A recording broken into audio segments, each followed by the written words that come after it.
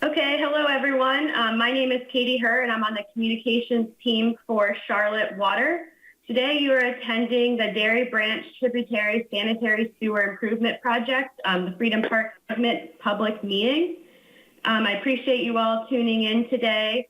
Because of COVID-19, we've kind of had to transition our process and do this public meeting in a virtual manner. So I appreciate everyone's patience as we're trying to kind of flex here and get the information to the community the best way that we can. The next slide I'm going to go to David from WebEx is now going to talk a little bit about some of the housekeeping surrounding the meeting and different ways that he'll be able to provide support during the meeting if you need that. So go ahead, David. Thank you, Katie. So if you do experience technical difficulty anytime during this WebEx event, please submit your technical issue in the Q&A panel, and I can assist you. Please note that as an attendee, you're part of a larger audience today. However, due to privacy concerns, the attendee is not displayed. All attendees will be in a listen-only mode for the duration of today's call, and as a reminder, this call is being recorded. Finally, we will be holding a Q&A session at the conclusion of today's presentation, and we encourage you to submit written questions at any time during the presentation using the Q&A panel at the bottom right of your screen. Just type your question into the text field and hit send, and please keep the drop down as all panelists. With that, I'll go ahead and pass it back to you, Katie. Great, thank you. So just a quick overview of today's meeting and the agenda.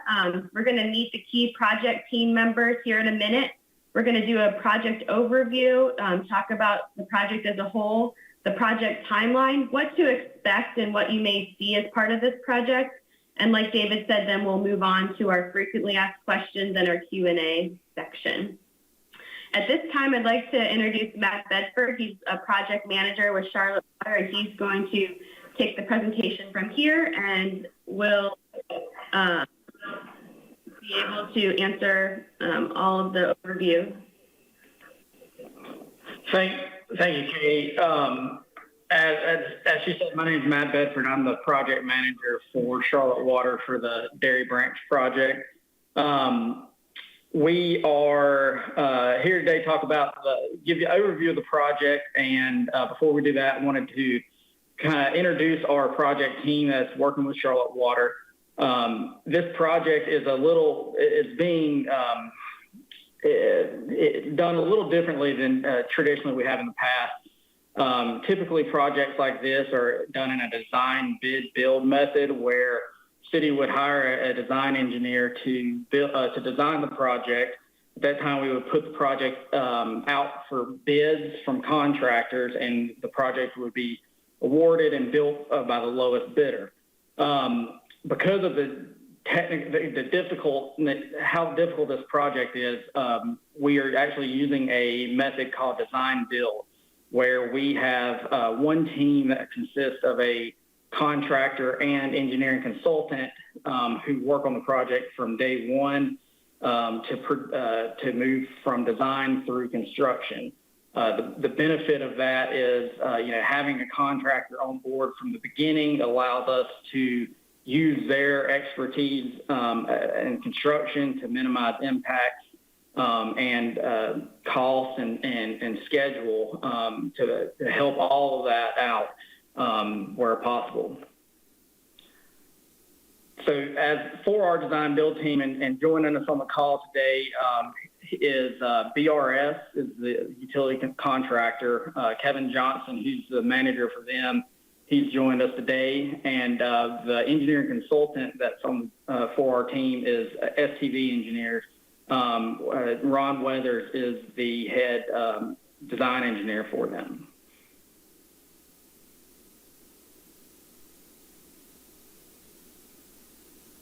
Before we get into before we start discussing, the in-depth of the project, wanted to go through kind of why these projects are needed. Three main reasons why. First, improve the wastewater system that's worn by age, high use, and natural and man-made obstructions. The pipes that consist of the project that we are replacing were all installed roughly in the early 1950s.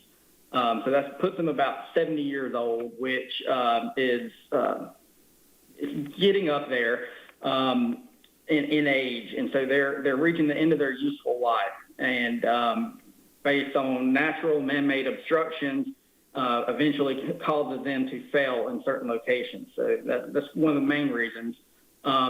Another reason we're having to build the project is to increase the wastewater capacity to meet future needs.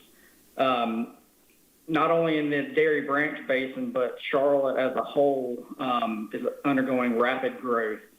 And in order to maintain and build, support that growth, Charlotte Water has to be able to upsize and make sure that the sewer pipes are able to meet the demands of the future needs. Finally, the last one is protecting the environment and water quality in area creeks by reducing the risk of sanitary sewer overflows. This kind of goes along with the age. As the pipes get older, they begin to fail. You begin having grease and clogs in the pipes, and that eventually will cause pipes to back up and can cause sewer overflows, which are never good for the area, the environment, the creeks. So by completing this project will not only upside the lines, but will help protect the environment from future overflows. So to get into what is the Dairy Branch project, kind of start talking with the map here. Get my pointer here. So on this map, you'll see this is the Dairy Branch Basin. That's kind of shown in this dark black outline. Up here you have South Boulevard and the light rail. Down here you're at Freedom Park. So the Dairy Branch Basin serves all of these areas in between. The light green lines you'll see shown here is the local sewer system. So these are the individual pipes that carry the sewer from individual houses and businesses to the main dairy trunk line, which is what will be replaced by this project. The trunk line is shown on the map here in purple, which it starts in Freedom Park at Little Sugar Creek, and it flows under Cumberland, behind Clayton, and up to Kenilworth and Scott. It goes through Sedgefield Park, behind the middle school, and then continues up to and ends at South Boulevard. So that's kind of the extent of the entire project that of the Dairy Branch project that we're starting. Because of the size of it and one of the benefits of using the design build method is that we are able to, by having a contractor on board, we're actually able to kind of split the design up into pieces. So what we've done on this project is split the entire project into two segments. In order to, we've designed the first segment, which will allow us to go ahead and start construction while we are finishing the design on the upper half. So to help people understand kind of what the two segments are, we've labeled them. We have a Freedom Park segment and a Sedgefield Park segment. So our first segment, in which we're here to talk about today, is the Freedom Park segment, which will start in Freedom Park at the creek, and will go past Kenilworth and Scott, and will end at close to the intersection of McDonald and Park Road. Right there there's a shopping center, I think, with Rousson's and a few other businesses there. From there, eventually we will pick up with the second segment, which was the Sedgefield Park segment, which will continue through Sedgefield Park, through past the middle school, and into South Boulevard.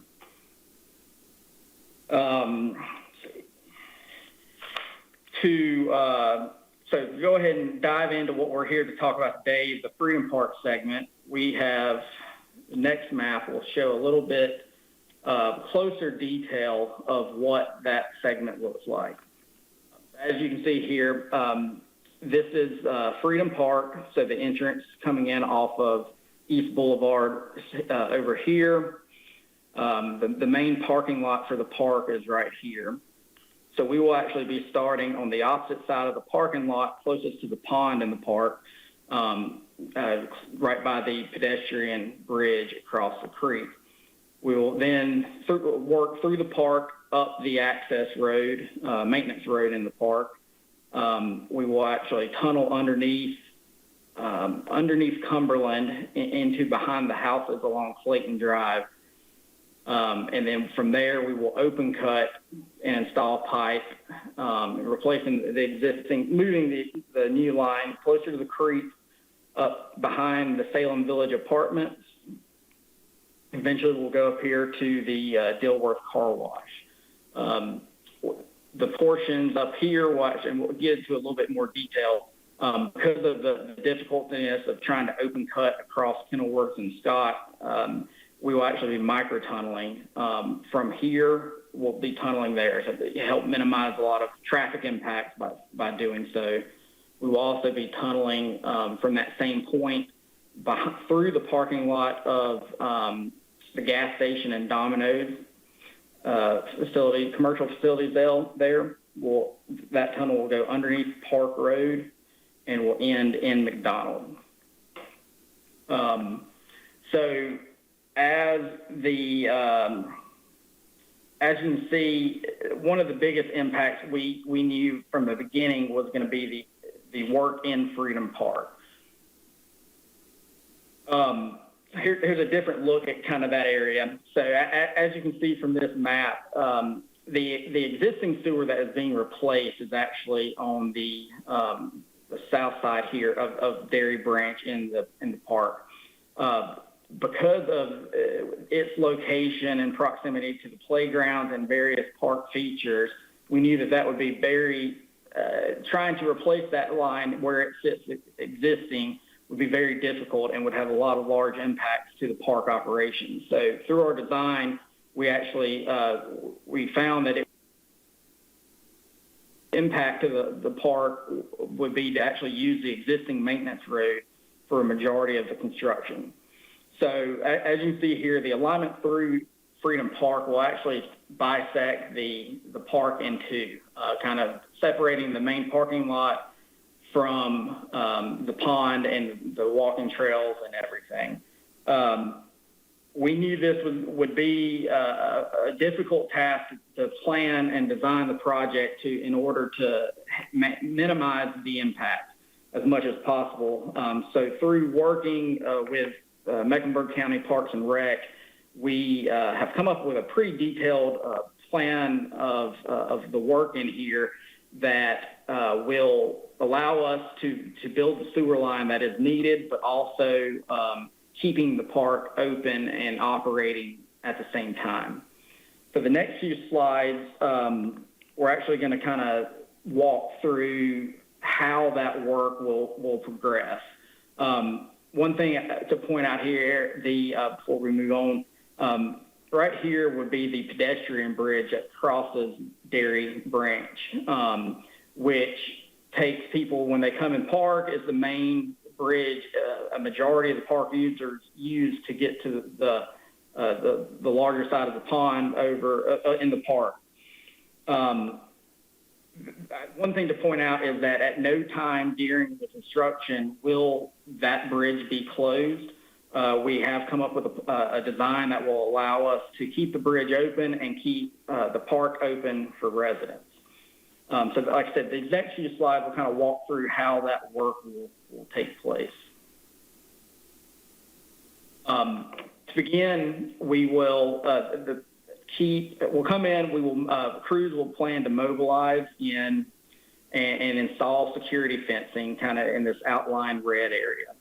This will allow give them room to work, but the beginning, we will actually come down to the bottom here, closest to the bridge, and by using a boring method, instead of having to open cut, we will actually bore underneath the concrete path right at the end of the pedestrian bridge. Because we're going to be boring underneath it, it will allow us to minimize the restoration needed. So our plan, it will be that none of that concrete would have to be replaced. So that will save us a lot of time by not having to come back in and once the pipe is installed, do a lot of restoration work. So the crews will come in, they will actually set a bore pit and will bore underneath the concrete path here. During this time, as this map shows, these gazebo here will remain open as well as the pedestrian path. Once that bore is finished and they get to the other side over here, we'll come in and set up some more fencing on the opposite side. Will remain open so traffic can continue, bike traffic or pedestrians can continue to use the path through here. We'll set up a secure fenced-off area where crews will then make a connection to the existing trunk sewer, which is the Little Sugar Creek trunk. Once that work is complete and they make that tie-in, they will move on to this next one. We'll come back in. We will restore, replant the grass, do all the landscaping, any damage that takes place, we will go ahead and fix that and have this area completely open for park users. Back up 1 second here. During this time, when we are working on this opposite side, it will be necessary for crews to move from one fenced-off area to the other. So during that time, while we will not ever be shutting the bridge off, we will use traffic control measures to temporarily, stop traffic in order for an equipment to move back and forth between the two work zones. So traffic control will be used to make sure everybody's safe and allows the construction to continue. But very minor, very quick impacts. So like I said, once we're finished at the bottom tying in, we'll restore and start trying to work our way out of the park. Once that's finished, we'll actually come back to where we started and begin open cutting, installing the new sewer pipe up the existing maintenance road.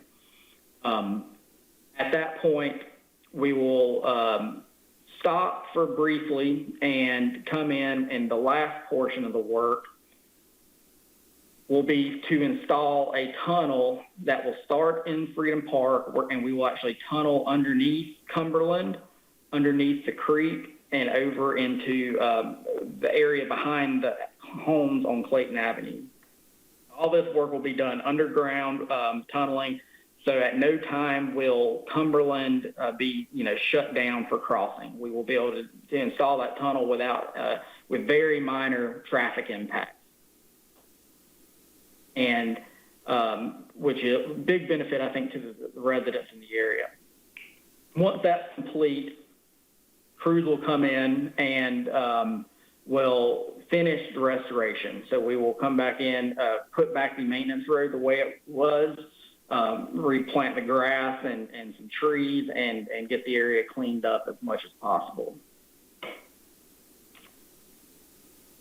Let's see. Okay, so moving on, kind of describes most of the project. Now kind of want to move into what the actual timeline looks like for this Freedom Park segment of the Dairy Branch project. So ongoing and upcoming work. Right now, our team is finalizing our design and construction plans, and mostly, actually, for the most part, that is all complete. We are wrapping up, obtaining any and all the necessary permits required for construction to begin. We're also finishing our easement acquisition. So that began in the fall of 2019 and is slowly wrapping up here before construction starts. Easements, in case anyone is wondering, are required at times where we're passing through private property to install the pipe. And so at this point, any property owners where a easement would be required have been notified. So if you tuned in and are curious to know if your an easement is needed from your property, you would have been contacted already. As far as the actual construction schedule, our plan is to start work construction in summer of 2020. So late May, early June, you will start seeing crews begin to mobilize. The construction will start in Freedom Park in late May through mid-August. Because of some upcoming events in Charlotte and in Freedom Park specifically, we've worked out a plan working with county Parks and Rec, where crews will actually demobilize from the park completely around late August to facilitate the upcoming RNC event and the annual Festival of the Parks, which is held in Freedom Park in late September. So during that time, we want to make sure that the park is open and the Parks and Rec are able to hold the events they need as needed. So we will demobilize from the park during that month or two window and plan after somewhere around the beginning of October, crews will return back. So as far as schedule, we plan to install a majority of the pipe during that summer months before we demobilize. And once we demobilize and come back in October, the plan is to finish installing the tunnel underneath Cumberland Avenue. Overall construction, once we finish in the park, work will continue upstream of that. So we will then continue open cutting, laying pipe behind Clayton Avenue up to Kenilworth and Scott, and finish installing the two tunnels there that will get us over to McDonald Avenue. So for this first phase of Dairy Branch, construction is planned to be completed in early fall 2021, roughly a year time frame of construction for this. During that time, crew work hours are 7 a.m. to 5 p.m. Monday through Friday, which is pretty typical of most Charlotte water projects. At times, they do not plan to, but at some times it is necessary for contractors to work nights or weekends, but it's only done as needed for specific situations. And also ask everyone to keep in mind that while, these are our proposed schedule, and we hope that we can stick to this exactly. Schedules, especially for construction like this, are subject to change. They're heavily impacted by the weather and other conditions, such as sometimes, this COVID-19 situation we find ourselves in now can have impacts on schedules as well. Moving on to what you can expect during construction. Number of items that we, typical construction like this, you can expect. Starting in the beginning, you'll start seeing crews mobilization of equipment to the site. So you'll see trucks with dropping off equipment and materials. Beginning as well, we will establish a safe work zone. So crews will come in, they will clear the right-of-way where the easements, where the pipe is going to be installed. We will install erosion control measures throughout the project to make sure that we are protecting the creeks and the environment as much as possible during construction. You'll also notice fencing being installed, like we discussed in the park, but also along the entire alignment behind Clayton Avenue, or Clayton, you'll see fencing go in as well there. As I mentioned, material delivery and storage on site. So as they bring pipe in, it will need to be staged along the pipeline so that it's there available for crews to install when needed. Once crews start working, you'll see trench digging, placing pipe and backfilling, installing manholes, and typically there's the tunneling, the boring that we discussed in the park, you'll see some of that as well. We have on here blasting and in footnotes that if needed. Charlotte has a very unique, the rock situation in Charlotte is very unique. We are unsure yet how much rock we will encounter. During our design process, we do a good bit of exploratory testing to try to determine where the rock is and how much. And most of the time, we do not have any issues with it, but there are times where we do. If the rock is more than can be removed with our construction equipment on site, at times blasting is required.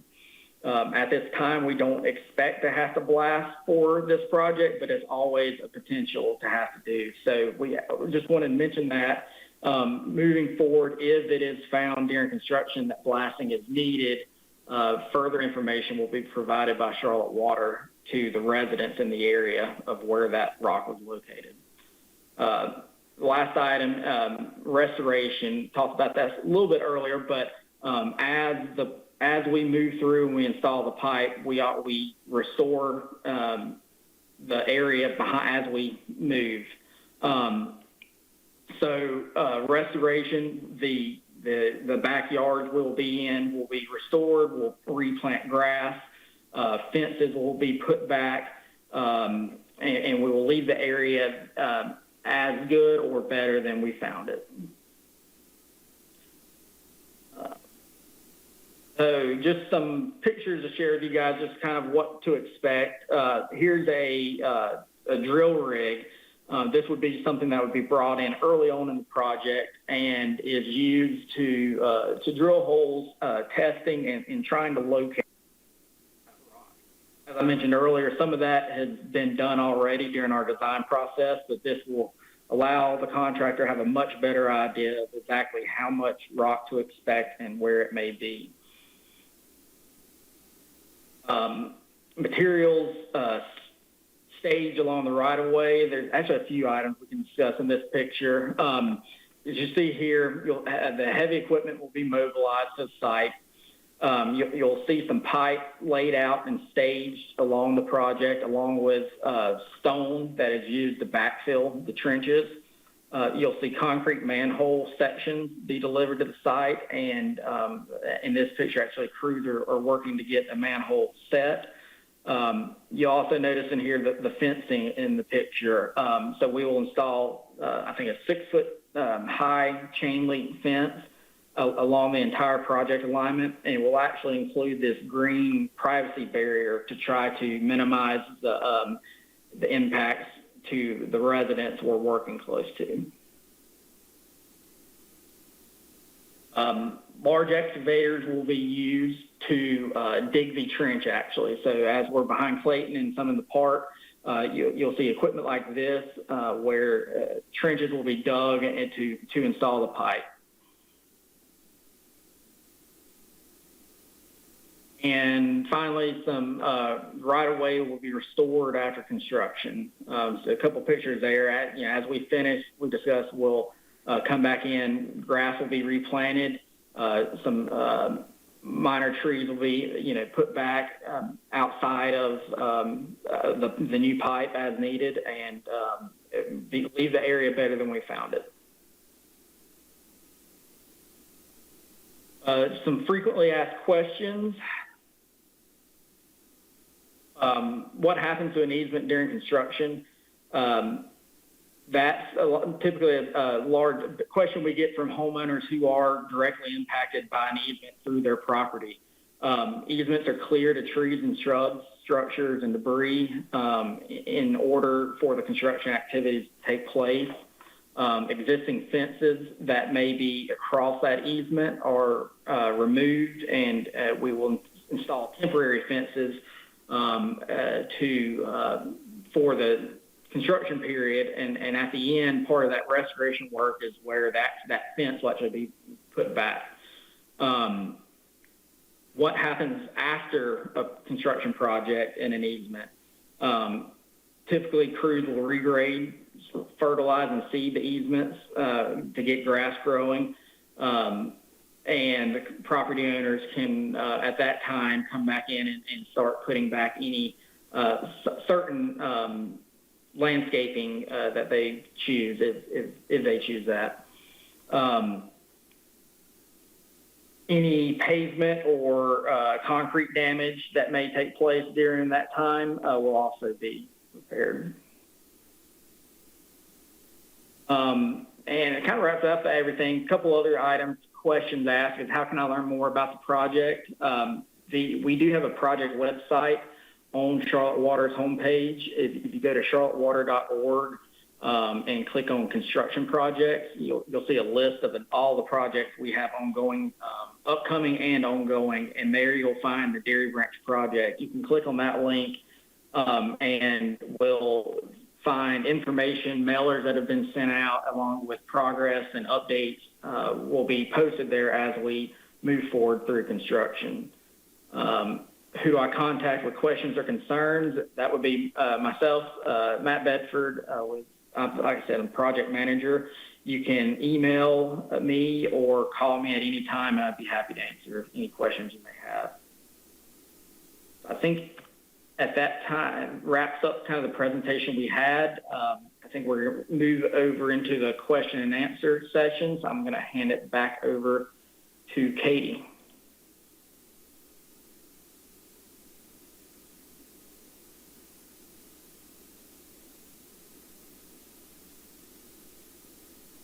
Question and answer section. Thanks, Matt. I appreciate your help. We'll now move into the question and answer session. It looks like we do have one question so far. I'll go ahead and read that off and allow our panelists here, the presenters, to answer those questions. I'll also allow more time if anyone needed to still put their question in that question and answer panel. So the first question that we will answer is, can you speak to the projected timing for construction behind Clayton houses? Yes. So as we mentioned, the work behind in the park is planned for this summer. A couple of items will dictate exactly when we start on the portion behind Clayton, but we believe that will be into the fall. As we have a little bit of time while we're out of the park, we would like to go ahead and start getting some of the preliminary work going as far as clearing and fencing. So late summer, you may see some of that happening, and then into the fall is when construction will begin behind Clayton. Great, thank you. At this time, it looks like we don't have any other questions from the group. I do see one more question. Sorry about that. Just came in.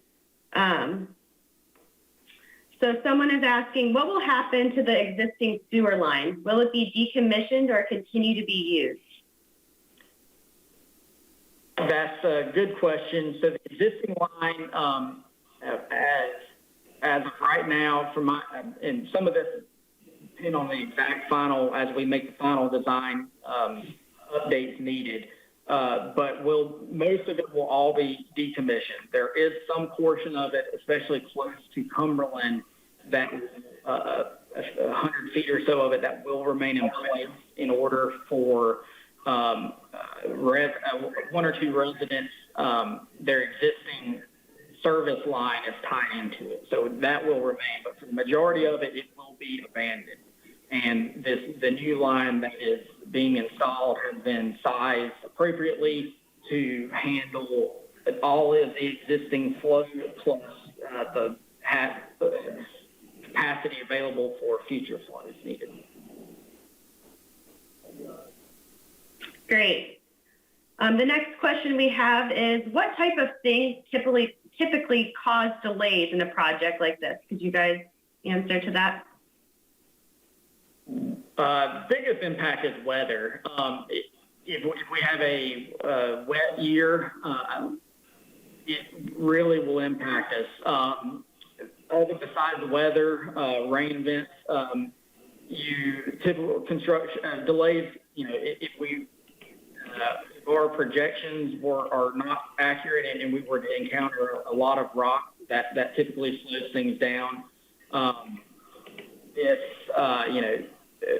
times we're facing with the COVID-19, while Charlotte Water's work is considered essential and our projects are moving forward, we hope that we wouldn't have any impacts from something like that, but the biggest impact we would face typically on projects is weather. Great. It looks like at this time, I don't see any other questions coming in.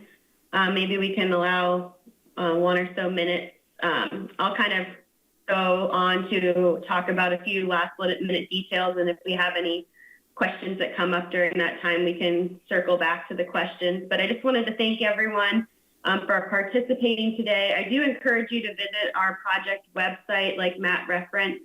We will be providing updates regularly on the website as the construction kind of moves through.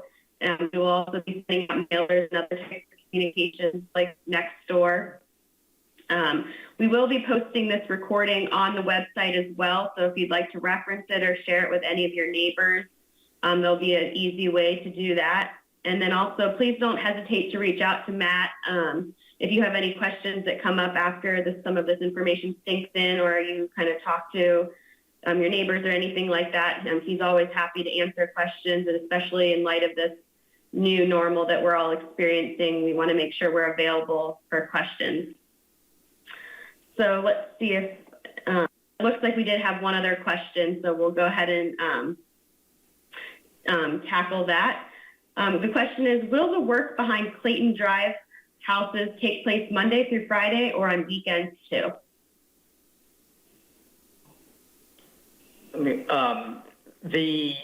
All of the work behind Clayton is planned from Monday to Friday, and that's typically for that portion of the work where it will be open cut is pretty typical, unless any unforeseen situation that caused us maybe to need to work a weekend, which would typically look like, if we have 3-4 days of solid rain during a week, crews may request to work a Saturday just to try to be able to make some progress that week. But typically, the work behind Clayton would be just Monday to Friday. Okay, great.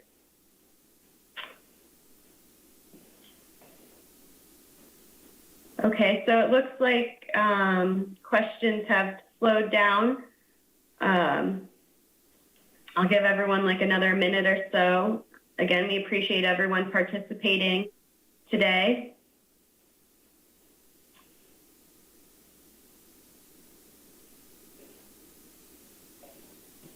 Okay, I think we'll conclude the meeting then.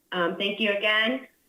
Please check the website for updates, and we hope everyone remains to stay healthy and safe during this time. Thank you. Thanks, everyone.